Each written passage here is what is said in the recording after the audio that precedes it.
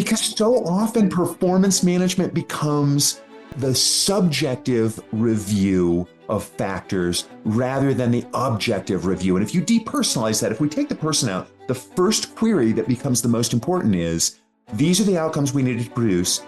These are the key results that needed to be achieved. Did you achieve them? The human element is still really important. Whether we're talking about interviewing or other aspects of hiring, human judgment is still really important. But there are so many ways that technology can liberate bandwidth and create capacity for us to bring better services to the organization as a result of the cycles that people are putting in. We built a platform that effectively helps interview a manager about a role, whether it's one that they're redesigning that's already on their team, whether it's one that they're going to hire in from the outside. And in the course of this interview, our digital human, we call her Athena, the main value that she delivers is that she helps that user catalyze their thinking, and she provokes their assumptions and challenges their assumptions and draws out of them how the role fits into strategy. What kind of outcomes, not tasks, but outcomes do I need to see produced to be thrilled that I put somebody in that role? How am I going to measure success? And those outcomes and the success measures and the resulting OKRs, those are the return on the investment.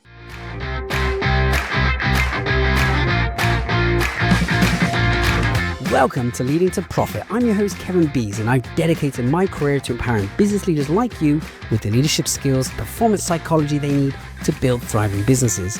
Are you ready for immediately actionable strategies from world-class profit leaders? Let's dive in. This is Leading to Profit. Welcome to episode number 266 of the Leading to Profit podcast. Today we have Scott Morris. Now, Scott is an expert at helping your organization become a talent magnet. He has the ability, with his experience and with the amazing tools and software that he's put together, to help you hire faster and to make your employees more engaged and more effective, so they deliver more effectively for you. And so he has been a successful people operations executive for nearly 20 years. And he describes it that he's traded his cushy corporate gig for a tech bro vest in setting up his own entrepreneurial vision. And his track record spans 5 industries across North and Central America. He's consistently delivered bottom line results through people-focused initiatives. Now, his latest venture, which we're going to dive into today, is Propulsion AI, which is an intelligent job descriptions written by AI and you. And it uses a unique blend of human and artificial intelligence to help organizations achieve, faster hires, attracting better talent, and people who work more effectively in your organization. So Scott, I'm so excited that we have the time together today. Kevin, I'm really happy for the invite. Thank you very much. I've looked forward to it. Glad to be here with you. Now, Scott, we call the show Leading to Profit because, one, we really care about being more effective leaders in our organizations, and two, we want to make sure that we're actually doing this in a way where it's profitable, not just for us as the owners, but profitable for our teams and our communities. You have an amazing background with all of the work that you've done, in the people space. So tell us a little bit about your background. How did you, come to this place where you've been able to help people, and now you're making tech tools to do that too? Well, you can read it in my bio. If you look at my LinkedIn bio, you'll see that I've been in the profession of HR for about 25 years, about 20 of those in a C-level role, as you said in your intro. And I've been in organizations as large as 15,000 and as small as 250. And I'm really thankful for the breadth of that experience. Obviously, in a large organization, you learn how to steer the politics. You learn to look a little farther down the road and manage the organization. In an organization of 250, you have to do those things, but nobody cares what your title is. So everybody's sleeves are rolled up. And the value that I think I took from that is, I've stayed present to the problems that frontline practitioners face and that managers in departments face, because I've had to solve them by hand. And so I'm really happy about that. What you can't see in my bio that might be interesting, I started my career as a police officer in the city of Los Angeles. And a lesson that I took out of that is that 4 people can stand on 4 different corners of the same intersection and watch the exact same accident and have 4 very different perspectives about what actually happened. And so this idea that perception, that somehow there's one truth and nothing else matters, I'm not sure I believe after that experience. And I've carried that into the corporate world, because the way that we make organizations successful is largely by trying to align perspectives. and bring people together to see problems in similar rather than different ways, which is, I think, where we're kind of all naturally inclined by our own biases and our histories and our experiences. It's a very powerful example, and yeah, if you stood 360 people on there, they would all see it completely differently as well. We'll have different Totally. perspectives from our own Yeah. unique angles. Now, your angle, I'm really fascinated to hear about because we're leaning more into the leadership side of things. You've had a unique perspective and position around what it takes to be an effective leader. If you've been recruiting people into these organizations, what are some of the insights you can share with us? What has made an effective leader? Well, so I think there's two sides to that question. There's the innate traits that allow people to exercise leadership in effective ways. But then there's also the organization setting individuals up for success. And let me start with that one. So often we are not clear about expectations. And I'll give you an example of that. Insight Global produced a study that found that 72% of managers think that the things that they're posting about jobs, the description that they're posting about a role and what they want is clear. You know the number of candidates that agree with that? 36%. Wow. Half, right? So it's a 2x order of magnitude. And so often we have that same dynamic that transpires inside of a company as well. So this is not just a phenomenon about hiring. It's really a phenomenon about being clear. What do we expect? How do you deliver value? How do we expect you to deliver that value? How are we going to measure your success? Those questions become massively important. And they are important in terms of setting up the leadership equation as well.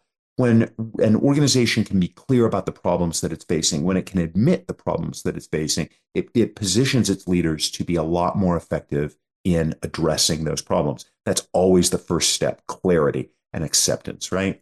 And then you get into some of the more personal factors, the ability to communicate in a way that you can be heard, the ability to depersonalize. Those, I think, are two important and critical aspects of leadership. And we utilize that in the work that we're doing at Propulsion AI, because a part of what we're trying to do is help managers be hyper clear with their employees about expectations, because that leads to situations where employees don't feel like they have to come back and check everything, and managers don't feel like they have to micromanage. If you're my boss and I feel like I'm 100% clear about where you want me to go and what success looks like, I can operate with a lot more autonomy. And we know from work that Daniel Pink did in his book, Drive, The Surprising Truth About What Motivates Us, it's a trifecta: mastery, autonomy, and purpose. Those kinds of things, those are hallmarks of great leaders, those that can provide those three. Yeah, Daniel Pink very kindly came on the podcast and shared those with us. And I think you really make an important case there around the autonomy. But you're saying we set them up for the autonomy by actually making the environment right, giving them the clear communication so that they actually know what to do and they have the freedom to do that. You said a few things in there: clarity and acceptance, communicate and be heard. You also said depersonalize. What do you mean by depersonalize? Yeah, so it's important if we say, I want, this is how this role is going to connect to what the business is trying to achieve. And these are the outcomes that I need you to produce in that role. That's only a part of the equation. I also, to be crystal clear, need to define success. And so let me give you an example. If we were going to create a role for an accountant, a reasonable thing that most of us would have written into an old style job description is a duty that says follow up on delinquent accounts. But you've got to ask yourself, why is that important? It obviously needs to be done, and it's going to continue regardless of our mental model or the style of writing. That's going to continue. But what's the real point of that? Following up on delinquent accounts is a means to an end. Yet we always tend to stop with the means. We never really get to communicating clearly about what that end is. So in this particular example, and in most organizations, the reason you need those delinquent accounts followed up on is a number called days outstanding. It's a measure of accounting efficiency and how fast the organization can collect on revenue that it's due for services that it's delivered, right? So why don't we say to people, your job is to bring down days outstanding. It is presently here. I need it to be here. And this is why it's meaningful to the business. That's a far more engaging purpose statement for the job than I need you to come in and show me the effort and sit at the desk and write emails and do phone calls. And by the way, the outcomes focus enables remote work a lot more easily than the task focused work does. Because I don't care when you work and I don't care how many of those calls or emails you write if it's not moving the needle on days outstanding and I need that number moved from here to here. Very clear. Very clear. Why do you use the word depersonalize? I was expecting you to go in a different route then with depersonalize. Because so often performance management becomes the subjective review of factors rather than the objective review. And if you depersonalize that, if we take the person out, the first query that becomes the most important is, these are the outcomes we needed to produce. These are the key results that needed to be achieved. Did you achieve them? And it's very objective. And that depersonalizes and it actually opens up the conversation to the secondary question, which is, okay, if the numbers didn't move, why didn't they move? I love it. Very clear. And so to depersonalize, then we come from a conversation around facts and figures. Here is we clearly define what the target was. We're on track or we're off track. And if we're off track, then of course we can have the conversation around how do we help get it back on track. And sometimes I guess that's going to be about the environment we set up. Maybe we haven't given the right tools, the right training, the right support, and there's things we can do. And sometimes I guess it will be down to that person just not taking the action they need to take. 100%. But now what I'm criticizing is the number didn't move. And that becomes the important thing, right? And so now we're same side of the table. We're looking at the problem together of, hey, I'm assuming you want to get that number to move. What are you doing to move it? Because as the boss, if I have to determine every tactic that gets executed, I'm now doing that job. I'm not doing the job of leadership. I'm doing the job of my subordinate. So I want to set the stage where that individual, the outcome is not negotiable. I get to set that as the boss. But the tactics should be the subject of innovation, the subject of experimentation until we find out what works to move that number, because that's what really matters. We think you can do the same thing, though, with behavioral competencies, if you're clear about those. And that's why our platform builds competencies into job descriptions, because it sets the stage in performance management, not just hiring, but once you have somebody in the role, like as my boss, you want to be able to say, Scott, you're doing a really great job with innovation. You're doing a horrible job with adaptability. Here are some examples of that. Let's work on that together. Let's figure out how we can start to shift that equation. So even things that are more subjective, we can move more toward the objective side. And again, depersonalize it. So it's us on the same side of the table trying to solve a problem collectively. I love it. Very clear. So being depersonalized, have that data, have conversations around, are we moving towards that outcome in the right way or not? And if not, well, what are we going to do about it? And I think that really sets us up to lean into what you spoke about with Dan Pink, autonomy. People have that autonomy to then go and get the outcome in whatever they want. And I think you made a really valid point. You don't care if they're doing 1 million calls or if they're doing one call. If they can get the outcome in one call, perfect. That's great, because we get there faster. Right. So very, very clear. Tell us a little bit more about your experience in some of these organizations, because clearly you mentioned, the amazing software that you have, and I really want to get into that into a bit more detail, and I can hear the reasons why you come to that. Tell us a little bit more about your background, because you work with some amazing organizations. I saw on your profile there, you were with organizations like Singularity University, which was the organization Peter Diamandis set up. Tell us a little bit more about your experience of being in those organizations and working with people like Peter Diamandis and Raker as well. Gosh, so Singularity was absolutely formative for me. It opened my eyes to the role that disruptive technologies have been playing, are playing, and are increasingly going to play in our organizations. And the one memory I have from that is nobody could ever move fast enough. That organization moved so incredibly quickly because things were changing such a rapid fashion. But I think probably one of the best stops on my career journey, if for nothing else, to be surrounded by and influenced by Peter, who I think is an absolute genius, Salim Ismail, Naveen Jain, Ray Kurzweil, people who are really thinking deeply about the future and about how technology is going to make a better, I think, future for us. It became a place where I really started to question the difference between where it's appropriate to hand off to technology and where we want humans squarely in the loop. And one of the things that I think I really formed a strong opinion about is in the area of HR, handoff systems, I think, are more problematic. The human element is still really important, whether we're talking about interviewing or other aspects of hiring. Human judgment is still really important, but there are so many ways that technology can liberate bandwidth and create capacity for us to bring better services to the organization as a result of the cycles that people are putting in. So I think those were key lessons that I learned at Singularity. I've worked in 5 different industries, including manufacturing, where I was with a company called Microtechnologies. We had a large facility in Costa Rica. We focused a lot on robotics and vision systems and artificial intelligence systems behind the scenes. I was really lucky. It had very little to do with the human capital agenda that we were pursuing, but I got the nod from the CEO to actually create a virtual reality tour of our factory. In bringing people down to Costa Rica was an expensive proposition for us, but we knew once we got them in the factory, they were really impressed. So we built a virtual reality tour and we sort of brought the factory in Costa Rica to them, and less related to AI, but certainly a disruptive technology that we found came to our advantage. Want to know exactly where your business is leaking profit? Take my free profit scorecard. It's a quick and simple tool that will help you identify hidden gaps and opportunities to maximize your bottom line in just a few minutes. Visit www.profit.gifts and get your personalized results today.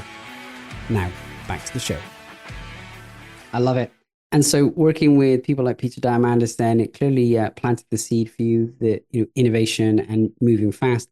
And so at some point you decided, hey, I'm not going to be, I think you described it as a cushy corporate role anymore. I'm going to step out. I'm actually going to become a tech bro and build something that makes a difference. Now, we can hear with your experience in leadership and HR, that's what you've leaned into. So tell us a little bit more about, the organization that you run now, Propulsion AI, and what you're doing there and how it's helping people. Well, so the problem that we wanted to start with, and it comes back to this concept that we were talking about a second ago about building clarity. It seems so straightforward. If I went to a manager and I said, what do you need in this role? That seems like such a straightforward question, but it is remarkably hard for most managers to answer. And I'll tell you something else. There is a general breakdown of how we think about those roles and what we expect from those roles. And I think it's largely unconscious. But let me use an example to try and illustrate what I mean. If I came to you today and I said, Kevin, I want you to give me $50,000 to invest in my business, you would probably ask me some very tough questions about that money. Now, the first question might be, how are you going to create value with that money? The second question might be, what kind of return are you going to give me on the money that I give you? And the third question might be, over what time period? And I'll bet if you and I go out and we ask enough people, we will start to see some variant of those 3 answers really thematically. That begs a more important question for me, which is, why does that thinking break down when we start to design roles? Why do we not think of salary as an investment? Why do we not think that we as an investor are entitled to a return on that investment? I don't know the answer to that, but that's a problem that we're trying to attack. So we built a platform that effectively helps interview a manager about a role, whether it's one that they're redesigning that's already on their team, whether it's one that they're going to hire in from the outside. And in the course of this interview, our digital human, we call her Athena, the main value that she delivers is that she helps that user catalyze their thinking, and she provokes their assumptions and challenges their assumptions and draws out of them how the role fits into strategy. What kind of outcomes, not tasks, but outcomes do I need to see produced to be thrilled that I put somebody in that role? How am I going to measure success? And those outcomes and the success measures and the resulting OKRs, those are the return on the investment. And so if I go back to that accountant example, right, if we reduced days outstanding from, say, 50 days to 25, that has a bottom line profitability impact in the organization. Let's just say that that's $1 million. Now, I'm going to pay this accountant, say, $80,000. And I'm sorry, I can't do the conversion to Australian dollars, but regardless of what the level is, you can now see I'm going to pay 80,000. I'm going to get a benefit of a million. It makes it a much easier calculus when I think about that. Yet most of us are not thinking about roles in those terms. And even if we are, we lack the partner to try and draw that information out. That's what we set out to create. Yeah. Okay. And so in using this tool then, and you describe her as Athena, so she helps draw that out. And I wonder, maybe if it works for you, let's share a demo of how that works right now. Oh, yeah, great. So when you start to scope the role, Athena is going to take you on a journey through a bunch of different aspects of that role. Now, she's going to do that by asking you a lot of questions, and they're questions designed to help her be inside of your head and on the same page about your thinking and design for this role. Who does it report to? How many direct reports does it have? What's the level of seniority? Is it remote? Questions like that. And you'll notice that we're using a bunch of collection techniques. This is not a form filler. It's not a template. So now she's going to use that understanding to start suggesting content for me, in this case about duties and responsibilities, which are ideally outcomes focused, not task focused. That's where you create engagement for the person in the role. And so she's going to give me more than I need and let me pick what I want, but she's also going to give me the opportunity to give her feedback. So if there's something that I like and it isn't just quite right the way I want it, I can just tell her in my own words what I want to be different, and she's going to rewrite it for me. Okay, so now I have the outcomes established, and so she's going to take those outcomes, analyze them, and recommend a set of key performance indicators. She's now got a whole new set of questions to ask me about how I want to measure success. So I can pick the KPIs that I feel best indicate success for this role. And if there's something that's important to me in my organization that she hasn't recommended, I can also add it. Once I've picked KPIs, she's now going to turn these into measurable results. And for each of these KPIs, she's going to recommend 5 different ways that I could look at measuring an outcome. Now you'll see she's left some placeholders in here for me, and I can add numbers if I know them, but I don't have to. I've got the outcomes defined for the role. I've got the success measures identified. I've got the basics of the role covered. Athena's going to want to move me on to a discussion about my ideal candidate. And we all know that there's a difference between what a job needs to do and how the individual who goes into that job needs to show up to deliver value. So Athena starts me with what we call Behavior Compass. It's a proprietary set of 13 scales that can be applied to different jobs. And each scale has a bunch of dimensions. Each dimension is a pair of juxtaposed words, like, do I need to be more strategy focused, more execution focused, more long-term focused, more near-term focused? And those are part of our leadership scale. There are 13 of them. And by moving the sliders between these terms, I create a profile of how my ideal candidate needs to show up to deliver value in this role. So using that same approach, Athena is going to get me through every aspect of this role. And because she's digital, while we're having the conversation, she is writing a performance-based job description, an SEO-optimized job posting, social media content, and interviewer guides. Awesome. So we just watched a demo. It's super powerful, and I really get the insight. I mean, to begin with, when I read your description, I thought this was going to, make a job description, which I'm like, well, we can probably do that on ChatGPT. But what I'm getting from the demo is this goes way beyond what a ChatGPT can do, from the perspective that it's helping to, one, not only make that job description, but it's also helping to embed the KPIs or the OKRs, and the two are aligned. And it's also helping us to really make sure things are tracked and engaged in that way. So it's an exciting tool. How are you finding it's benefiting the organizations that are using it? Our customers are telling us that their recruiters and HR business partners are saving 4 to 5 hours per role. Now that stat is actually for people that are hiring from the outside. The time is a little bit less, but not by a whole lot. It's still several hours of effort that gets saved, even when we're talking about redesigning internal roles. We're also hearing that there are a couple of use cases that we didn't expect. The hiring use case was more obvious to us, but what our customers are telling us is, in the world of today, if they need to pivot, because business needs change, and it's historically a little hard to pivot some roles and to keep the documentation appropriate as well, right? And in today's world, what most of us do is you're going to call me in and you're going to say, hey, Scott, the business needs have changed and I'm going to have to make some changes to your job. Here's some things I want you to stop doing. Here's some things I want you to start doing. And then I say, Kevin, I'm I'm a good corporate guy and, I trust you. If that's what you think, then great.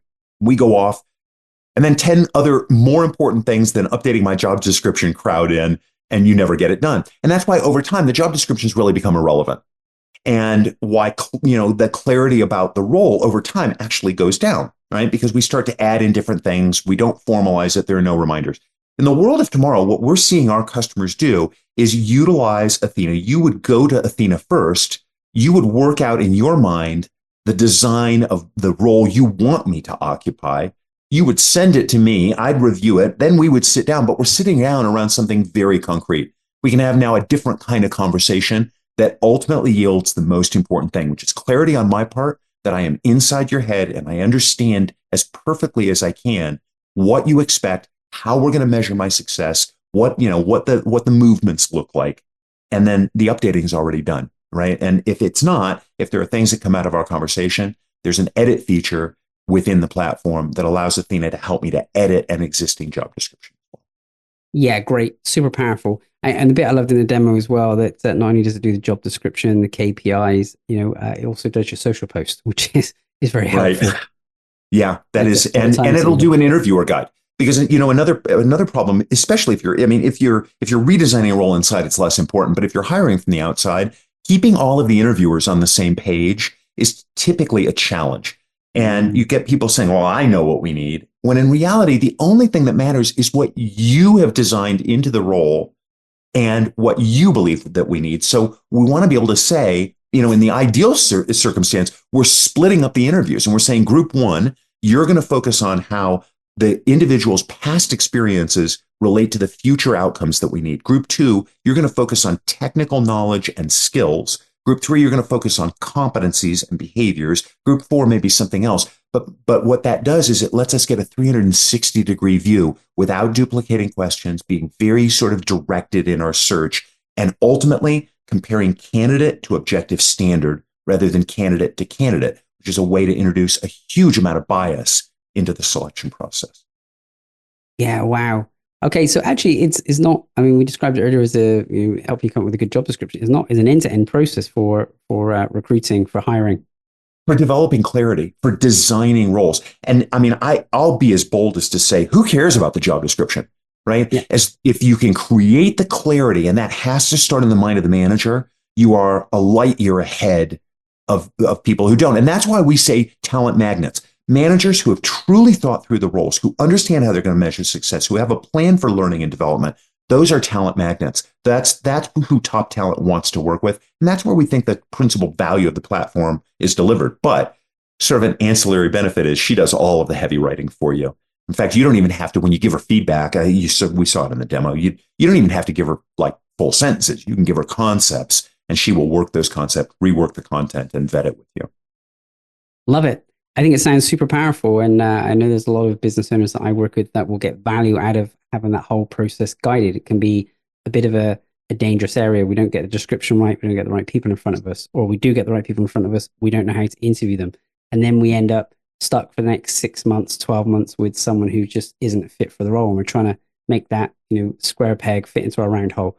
This sounds like a great way to avoid those problems. Now, I think for a lot of small to medium-sized business owners, this is something they would use on an ad hoc basis. But I think for anyone in like a corporate organization having, enterprise level, hundreds or thousands of hires a year, this will really save a heap of time. If I'm a HR manager, should I be excited by this because it'll save time, or should I be scared that I'm going to wipe out half my team? That is such a great question. And to answer that, I mean, first of all, I'll cut to the chase. I'm very optimistic. I wouldn't have built a tool that was intentionally putting people out of work, but there are some changes that have to be made. And to illustrate those, let me use a historic example. If you go back to 1967, I was not around for this, by the way, but if you go back to 1967, there was a huge technology release. It was the calculator. And at the time, everybody thought that it was going to put bookkeepers out of business and that nobody would be able to do math anymore. And we know that those things weren't true. Now, advance to 1983, Lotus 123 comes out, which is an early precursor spreadsheet program. And there was a similar buzz and worry that this technology was going to displace and dislocate a bunch of financial professionals. But it didn't happen. And here's why. because what we realized collectively was we had to let go of an old way of delivering value, which was done through calculations in the case of the financial professionals. And we had to adopt a new way of delivering value, which was done through analysis and strategy. And in the case of the calculator, it allowed for more complex math to be done, not the elimination of math skills. So I think similarly, we're at a very big inflection point right now with the advent of artificial intelligence and its subgrouping machine learning and vision systems and all of those things. But what is required of us is the same thing in those historic examples. We have to release the old way of delivering value and adopt new ways of delivering value using a new tool set. And I think my personal outlook is AI is not going to take your job, but people who embrace that technology are most certainly going to outpace those who don't. There you go. So if you want to win the war and get in the talent, become a magnet for talent, then you should be embracing new tools like this and not hiding away from them. And I can certainly see the value. Coming into this call, if I'm honest, I was a little bit skeptical about a tool that helps describe job descriptions. But the more I hear you talk about it, the more I can see the massive value and opportunity for people to embrace this and use this. Now, I did get the ability to go to your site. There is the ability to have a free test and free trial of that. So if someone wanted to go and have a play and test out everything you said today, where do they go to do that? Yeah, they can go to getpropulsion.ai. Getpropulsion.ai. And I think it's important to point out, Kevin, like I'm a strong believer. If we've built product that is valuable enough, we don't have to ask for a credit card up front. The sale is going to become obvious. So there's no credit card information needed. You can just get straight in, username, password, create your account and go. And I feel confident people are going to see the value in their own businesses and find new and interesting use cases for it. I love that philosophy. It gives me more trust in your organization already. I hate it when I do that. And then I have to remember 7 days later. I do too. Do it. And then I forget, and then I get charged. And so yeah. Well, we decided up front we were never going to impose that on other people. So brilliant. That's great. I love that. It increases the trust massively. So Scott, there's so much opportunity here for people to jump into this and use this and really make a big difference in hiring the right people, getting the right people on the bus, which I think is so important. I do have one other question for you. We often say that smart leaders have great answers and genius leaders have great questions. So I wonder, what's one question that you've asked along the way that's had the biggest positive impact on your journey and your success? Gosh, I mean, I think it's a question. Is it okay? It's a question of myself, or does it need to be a question for other people? Any question, whatever works for yourself or others. Good. So, I mean, I've had a very enjoyable and satisfying career, but I came to the point where I had to make a choice between two things. Do I want to continue working for somebody, tackling the things that they think are important and trying with all, honesty to do a good job of those things? Or did I want to try and change an industry by focusing on the things that were important to me? And that might seem like a straightforward question, but I assure you, like in your intro, you said you traded a cushy corporate gig. I don't think my jobs have ever been easy, but 45 to 50 hours a week is manageable, and holidays and getting paid and those kinds of things. And you contrast that with the chaos that is a part of founding a company and trying to build a brand and, not necessarily getting paid a lot for doing it. But I would never, ever, now that I've made that choice, now that I've answered that question of what is more important, that safety and security or the opportunity to really make an impact on the world, I would choose the latter every single time now. I love it. What a great question. Very, very powerful, very empowering. So wherever you're listening today, click into the show notes. There's a link directly to Scott's LinkedIn and to getpropulsion.ai. And I highly recommend you go and try out the tool, and you can see the all of the amazing things that we just showed you in the demo there today. Scott, it's been very fascinating for me. I'm so excited. We hear a lot of buzz around AI. So it's actually great to have someone who's doing something unique in the space, and creating real value from the technology that's coming. So I really hope you have a lot of success with this, because I think it's going to make a big difference to a lot of people. Do you have any final messages that you'd like to share today? I guess I would say this. I'm not a consultant. I don't offer consulting services, but I'm a strong believer in paying it forward. So whether you like the platform or don't like the platform, whether you want to subscribe or not, if you need help and you want, some advice, getting your head around some of these bigger problems, hit me up on LinkedIn. I am more than happy to help. And just, again, to try and make organizations better and ultimately to make us more profitable. Very generous, very, very generous. And I think it says a lot about your nature and your character, that you offer that. So thank you so much. I really appreciate everything you shared today. Thank you, Kevin. I've looked forward to this. I'm really glad we got together and I'm honored by the invite. Thank you for having me. Thank you.